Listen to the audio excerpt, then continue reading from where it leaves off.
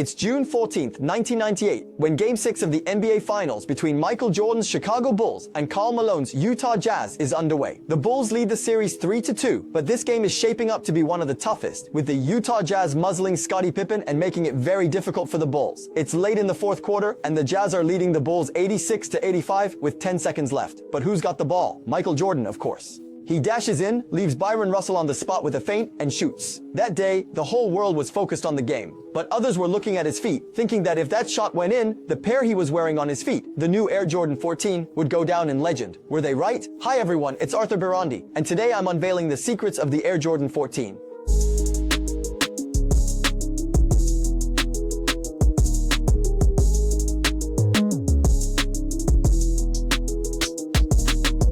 This is it. The end of Michael Jordan's career with the Bulls. As you probably already know, Michael Jordan had just won 2 NBA titles in a row, his 4th with the Air Jordan 11 and his 5th with the Air Jordan 12. So it was only logical that he should wear the Air Jordan 13 for his 6th title, right? Well, he will, but only until Game 3. In fact, for this third game between the Bulls and the Utah Jazz, Jordan will be bringing out a brand new model from the closet, which seems to have some very specific inspirations.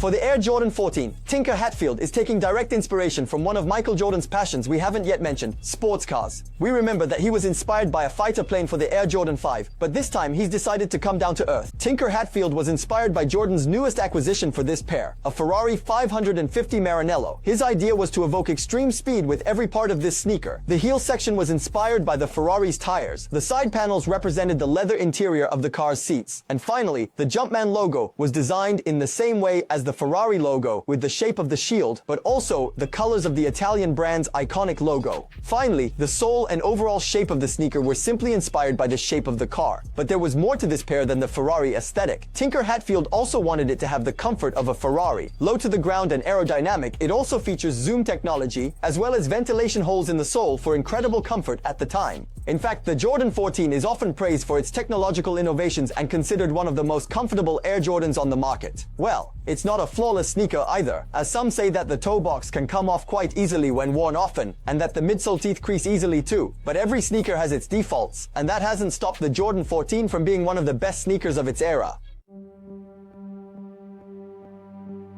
And so, it was from Game 3 that Michael Jordan decided to wear the Air Jordan 14. And this despite Tinker Hatfield's prohibitions. Yes, because when Tinker Hatfield gave Michael Jordan his first pair of Air Jordan 14s, they were only an imperfect prototype. He implored Michael Jordan not to wear them, especially in the finals where he would play a part of his career. But above all, because he had created the Jordan 13 for the occasion.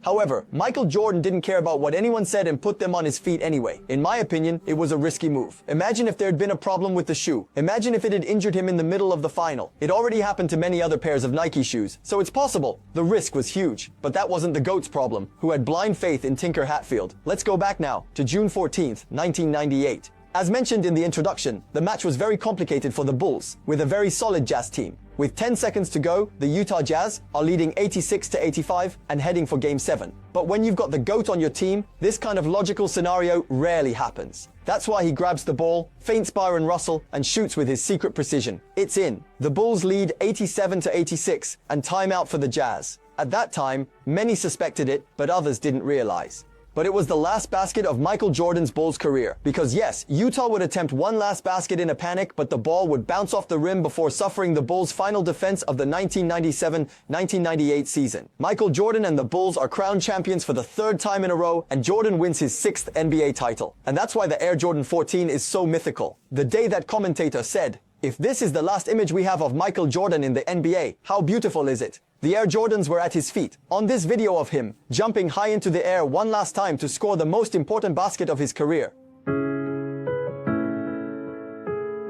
After this game, Michael Jordan will retire for the 2nd time because yes, he'll return again and play 2 more seasons with the Washington Wizards between 2001 and 2003. But the truth is, if we don't talk much about this part of his career, it's for a good reason. Some even prefer to say that it ended with the last shot, and I think that would have been for the best. A bit like the sequel of many trilogies like Indiana Jones 4. But let's come back one last time to what interests us in this video, the Air Jordan 14, now called the Last Shot, in its black and red colorway. A total of 8 OG colors have been released, including 3 in low: the black toe, the white-black varsity red, the oxidized green, the Last Shot, the 14 in D-Glow, the 14 low royal, the low Columbia, and finally, the low ginger. It wasn't until 2005 that retro models began to appear in the market, such as the Air Jordan 14 Last Shot, which caused a huge stir when it was released. Of course it would. Honorable mentions include the Countdown Pack released in 2008, which pays homage to the Bulls pinstripe jersey, the Defining Moments Pack in 2017, the Rip Hamilton in 2019, and the Reverse Ferrari again in 2019. Last but not least, the Air Jordan 14 also featured a collaboration with cloth, the sepia stone, for which I have a soft spot. With its colorway, this one refers to the terracotta warriors who made up the army of the first Chinese emperor, Qin Shi Huang. To conclude, I'd say that the Jordan 14 is a beautiful piece but was again a twist of fate from the GOAT. It was him who decided that this pair, inspired by one of his passions, would be the last shot one. Without him, we wouldn't be talking so much about this pair, because over the years, it's him and his achievements that have brought these pairs to the top of the world.